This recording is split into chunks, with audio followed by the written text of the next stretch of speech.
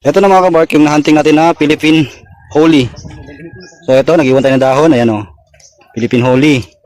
Yung katawan. Ayan, malaki yung nakuha natin mga kabark.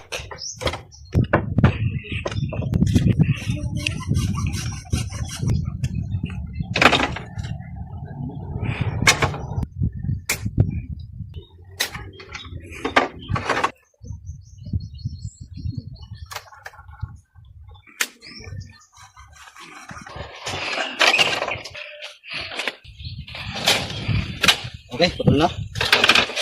So kukunin lang natin dito yung mga unwanted na branches. Ito, kunin ko na to. Kunin ko na to kasi naka-ano siya. Naka-cross na siya sa ano, sa ating trunk. Kunin natin to.